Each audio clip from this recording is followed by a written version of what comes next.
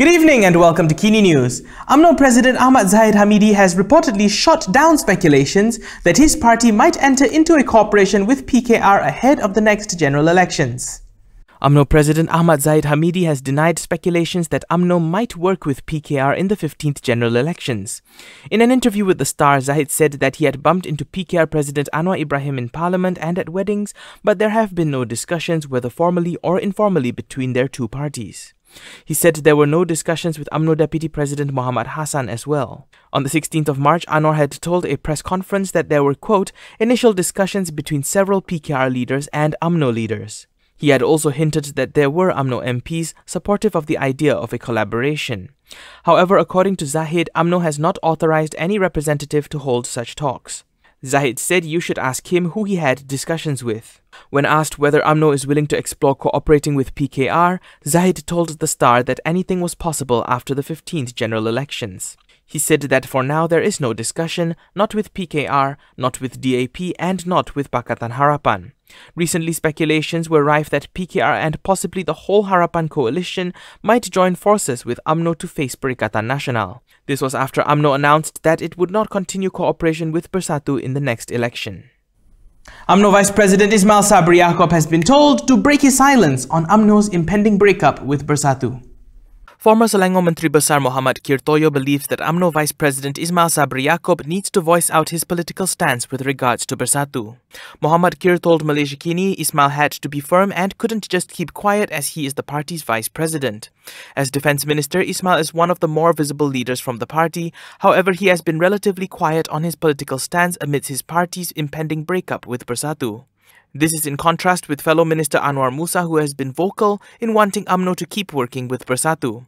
The UMNO Supreme Council had announced their decision to break up with the Bersatu in a letter to Prime Minister Muhyiddin Yassin. However, the matter is still expected to be debated at the Umno General Assembly this weekend. While Ismail has been quiet on Bersatu, he has been vocal about rejecting cooperation with PKR. He had previously said that negotiating with PKR would go against the Supreme Council's decision to reject cooperation with opposition leader Anwar Ibrahim. He also warned that the matter could end up splitting the party.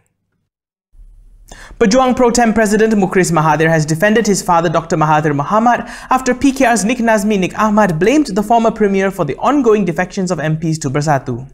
Pejuang's Pro Tem President Mukhras has criticized Setiawangsa MP Nik Nazmi Nik Ahmad for blaming former Prime Minister Dr. Mahathir Mohamad on the defections of MPs to Bersatu. He said this in response to Nik Nazmi's remarks that Prime Minister Muhyiddin Yassin was taking a page out of Mahathir's playbook. Nik Nazmi had said this with regards to Bersatu's recruitment of UMNO MPs while Mahathir was in charge. Mukhras said Nik Nazmi was blaming others, especially Mahathir, for all of PKR's failures in order to make Anwar Ibrahim the Prime Minister, and added that until today Mahathir continues to oppose corruption. He said Mahathir clearly did not benefit from the Sheraton move, which involved former PKR and UMNO MPs who had joined Bersatu. In a post on Facebook, Mukhras also questioned why Mahathir was being blamed for the troubles between factions in PKR and said that this could be resolved internally. He also pointed out that Chair Abdullah Matnawi from PAS had revealed that Anwar had tried to get PAS to support a no-confidence vote against Mahathir while Harapan was still in the government, which was an act of backstabbing. He said PKR should not pretend that its leaders are sincere and gentle while Harapan was in power. Deputy Federal Territories Minister Edmund Santara has returned to Malaysia after over 80 days in New Zealand. 80 days in New Zealand. No, that's not how long they took to shoot the Lord of the Rings there. It's how long Deputy Federal Territories Minister Edmund Santara was there to spend time with his family on leave. He is now finally back in Malaysia and will undergo 10 days of mandatory quarantine. Speaking to Malaysia Kini, he said he returned last week and is currently working from home through Zoom, WhatsApp and other modes of online communication. He added that face-to-face meetings will resume after his quarantine ends. Previously, it was reported that Santara had obtained 55 days leave, including unpaid leave, to be with his family in New Zealand, approved by the Prime Minister himself. At the time, the Deputy Minister said his wife was sick and that he had not seen his child for over a year. He added that he underwent quarantine in New Zealand on December 24th, 2020. However, Santara did not say when exactly he returned, but Monday would have been 81 days since he was quarantined in New Zealand. DAP veteran Lim Kit Siang said Prime Minister Muhyiddin Yassin should not be worried about attempts to oust him if the Prime Minister agrees to reconvene Parliament. Iskandar Putri MP Lim Kit Siang has reiterated his calls for Parliament to reconvene. He said Prime Minister Muhyiddin Yassin should not be worried about attempts to oust him should he reconvene Parliament, as all political parties and MPs could reach an agreement that during the emergency there will be no confidence motion. Instead, he said the agenda would be on the COVID-19 pandemic and national mobilization of Malaysians to bring the COVID-19 pandemic under control by Malaysia Day. This is so that Malaysia can be one of the better performing nations not only in Asia but in the world, and normalcy and economic recovery can begin in the last quarter of the year.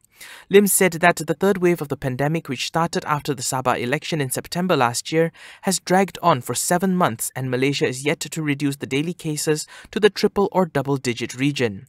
He called on the cabinet to listen to the Yang di-Pertuan Agong and advise Muhyiddin to convene Parliament, especially as the Prime Minister is the first to be vaccinated, as well as all ministers and members of Parliament. Parliament remains suspended following the emergency proclamation which came into effect on the 11th of January. The government says it is necessary to combat the COVID-19 pandemic, but critics have accused them of trying to cling to power. And that's a wrap for Kini News this evening. For more stories, go on over to kinitv.com. You can also follow us on Instagram, Twitter, YouTube and Facebook to get the latest news updates. Now, before we go, if you want to support the independent media, do consider a subscription to MalaysiaKini.com. You can go to our subscription page over on Malaysia Kini and check out some of the attractive subscription deals we have for you right there. If you're heading out, don't forget your mask, and when you can, do try to stay home. I'm Daniel Anthony. Thank you for watching, and as always, stay safe, Malaysia.